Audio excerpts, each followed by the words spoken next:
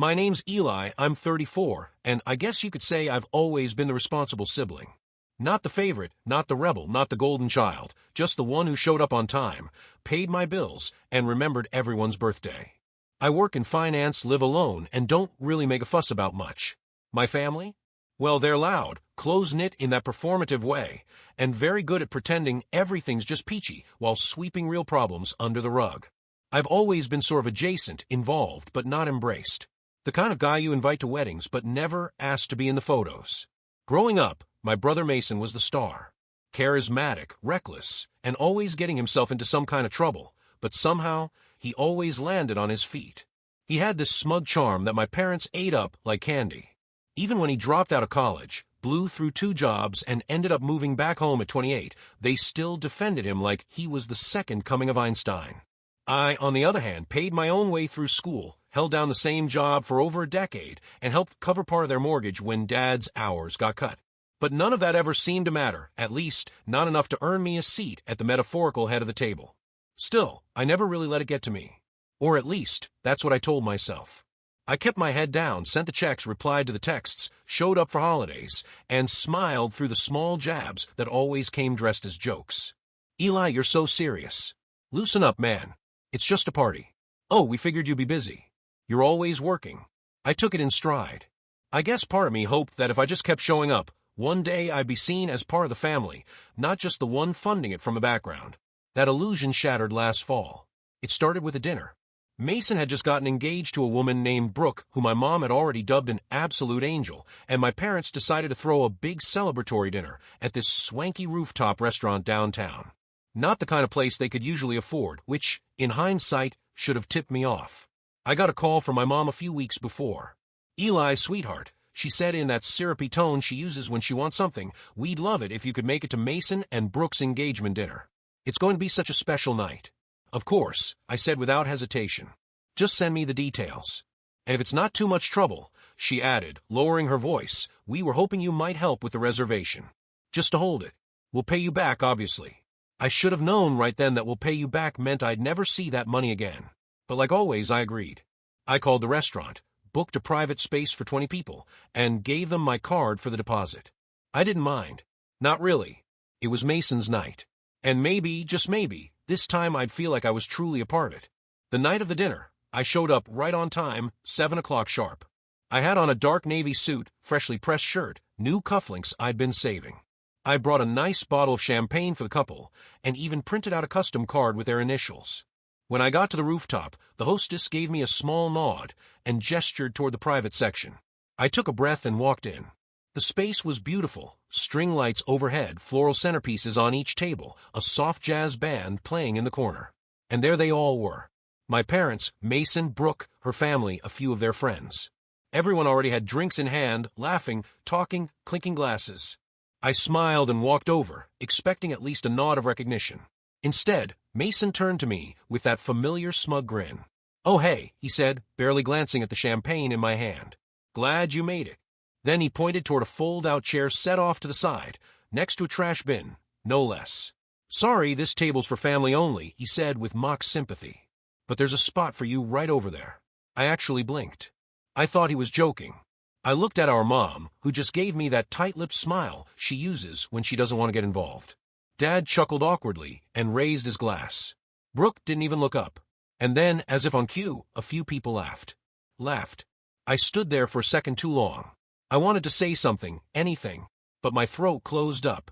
My ears were hot. I felt like I was 13 again, left out of a group photo at a cousin's wedding because I didn't fit the aesthetic.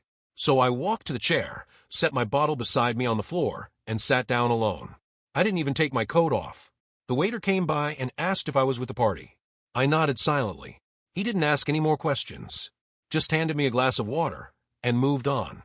I sat there for almost 2 hours while they laughed, toasted, opened gifts. I watched my brother give this long speech about how lucky he was to be surrounded by his closest people. I watched my mom tear up when Brooke called her the best future mother-in-law a girl could ask for. No one even asked if I wanted to order. Eventually, dessert came out, some kind of elaborate layered cake with edible gold flakes. The band played a slow tune. The sun dipped below the skyline. And I realized not a single person had looked in my direction for the past 30 minutes. Then the check came. I watched the waiter walk toward their table with a little leather folder. He paused, looked around, then glanced down at the credit card on file. My card. I watched him take a few steps toward me. "Excuse me, sir," he said quietly. "The total for the event is $3,218. Should I run the same card for the final amount?" Everyone at the table turned to look. My brother raised an eyebrow. "Oh yeah," he said casually. "Eli's got it." The waiter looked at me, and I smiled. A calm, slow, measured smile. My voice was steady. "Not my table," I said, just loud enough for everyone to hear. I was told this was for family only. There was a silence so sharp it felt like the air had snapped in half. My brother's mouth opened slightly. My mom frowned, confused. Dad sat straighter. Brooke's dad furrowed his brow. The waiter hesitated. "Sir, you made the reservation?" "I did." I nodded. "And I paid the deposit. But I'm not with them. I'm over here, at the side table." I stood slowly, picked up my coat, and nodded toward the trash can. Where I belong, apparently. You could almost hear the collective thud of jaws hitting the floor. For a second, nobody moved. The waiter stood awkwardly between tables, holding the bill like it was radioactive. My brother looked like someone had just slapped him with a fish. My mother's eyes narrowed, flickering between me and the check, trying to figure out how this got away from her so fast. "Wait, Eli," she said, her voice low and slightly shaky. "What are you doing?" I shrugged. "Following the seating chart, Mom. Mason said this table was for family only." I assumed that meant I wasn't included. I looked at the waiter. "I didn't eat. I didn't drink. I wasn't welcome. So I won't be paying." "Don't be ridiculous," Mason snapped, the smirk cracking into something uglier. "It's just a joke, man. Lighten up. You always take things so personally." The room had gone quiet. Even the jazz band seemed to be winding down to an awkward hum. All eyes were on me, and for the first time in years, I wasn't shrinking beneath them. "Yeah," I said slowly, "that's the problem. You think everything's a joke, as long as it's at someone else's expense." Brooke looked confused, like she was just now catching on that something real was happening. Her father, a stiff man in a blazer who had barely said a word all night, gave Mason a sharp look. "You invited this man to your engagement dinner and sat him next to the trash can?" he asked, incredulous. Mason scoffed and looked to my mom for backup. She straightened in her seat and smiled tightly. "Let's not blow things out of proportion. Eli's just being dramatic. He's always been sensitive." I almost laughed. That was her go-to line. Always had been. He's just sensitive. He's just tired. He's just overreacting. Any excuse to avoid admitting that something cruel had happened and that they'd let it happen. The waiter cleared his throat. "I'm sorry to interrupt again, but the restaurant needs to process the bill before we close the tab on the private space. If the card on file won't be used, I'll need an alternate." Silence. I turned and started to walk toward the elevator. That's when my dad finally spoke. "Eli, come on. You've already paid for half. You might as well just finish it." I stopped cold. That sentence, "that might as well," snapped something in me. I turned back. "You're right, Dad. I did pay the deposit. I even called 3 restaurants to find one with a rooftop view, like Mason wanted. I picked the date around his football schedule. I ordered custom floral arrangements because Mom said fake flowers would look cheap in the photos. I paid the $500 non-refundable deposit without blinking. And I showed up on time, alone, in a suit, to support my brother. I took a step closer, lowering my voice, but not enough to be missed. And what did I get in return? A folding chair next to a garbage bin, and a "sorry, family only." I turned to Mason. "So now you get to figure it out. You and your real family." Mason's face was flushed now, red creeping up his neck. He stood up, trying to puff himself up, but it just made him look more ridiculous. "You're making a scene." "No," I said. "I'm drawing a line." And I walked away. I didn't even bother with the elevator. I took the stairs, every step pounding with adrenaline and disbelief that I'd actually done it. Outside, the night air hit me like a slap, sharp and bracing. I loosened my tie and kept walking. I didn't know where I was going, but I knew I wasn't going back. I thought maybe that would be the end of it. A bold exit, a few awkward apologies later, maybe even a half-hearted attempt to brush it under the rug. But what I didn't know was just how deep the consequences of that moment would go. Because later that night, long after I'd gotten home, still in my suit, still holding that unopened bottle of champagne, like a ghost limb, my phone lit up. First, a text from Mason. "Dude, seriously? You couldn't have just paid the check and talked to me after?" Then another. "For Mom, you embarrassed us in front of Brooke's entire family. Was that your goal? Revenge. And then a call. From an unknown number. It was Brooke. "Hi," she said, her voice quieter than I'd ever heard it. "I know we don't really talk, but can I ask you something?" "Sure," I said cautiously. "Did you really pay for everything? The deposit? The flowers? All of it?" I paused. "Yeah." There was a silence on the other end. "Then they told my dad you offered to. That it was your idea." That stopped me cold. "I never offered," I said slowly. "They asked." I said yes. I didn't expect anything back, but I definitely didn't do it for show. Brooke sighed. "Well, my dad's furious. He thought you volunteered as a kind gesture. But now he's saying he wouldn't have agreed to the restaurant if he'd known it was being paid for by someone they basically shoved in the corner." I didn't say anything. "He said Mason and your parents made him look like a fool." Another pause. "I'm not calling to get involved," she added quickly. "I just thought you should know." I thanked her and we hung up. But the fallout had only just begun. Over the next few days, things escalated faster than I expected, and not in the way my family probably anticipated. It started with the group chat. You know the one, the big family thread that usually lit up around birthdays and holidays with recycled gifts, blurry food pics, and Happy Friday texts from my aunt. I hadn't heard a peep from it since the night of the dinner. But suddenly it roared back to life. "Mom. Eli, we need to talk. Call me when you have a minute. Mason, you seriously messed things up with Brooke's family. You owe us a fix. Dad, this is getting out of hand. Just apologize and let's move on." I didn't reply. It wasn't just about the chair. It wasn't even about the bill. It was about everything that came before. Years of being treated like the emergency contact, the designated driver, the backup wallet. And now that I'd finally said no, they didn't know what to do with me. What made it worse, or maybe better, depending on how you look at it, was that Brooke's father apparently wasn't the type to take humiliation lightly. From what I gathered through a mutual friend of Mason's, a guy named Trent, who'd always been more decent to me than most of them, Mr. Whitaker, had a meltdown the night after the dinner. He'd paid for Brooke's private schooling, helped her start her marketing firm, and had apparently gone out of his way to plan a smooth, elegant engagement season. Only to find out the groom's side lied about who paid for the venue, treated their own family member like trash, and stuck him with half the drinks tab after I refused to pay the rest. According to Trent, Brooke's dad said something at brunch the next day, like, "If this is how they treat their own blood, what happens when you marry into it?" Ouch. The ripple effects hit Mason like a freight train. Suddenly, wedding planning was on pause. Brooke had gone back to her condo for a mental reset, and the Pinterest boards vanished. My mother, in damage control mode, sent me a long email. Not a text, not a voicemail, an actual email.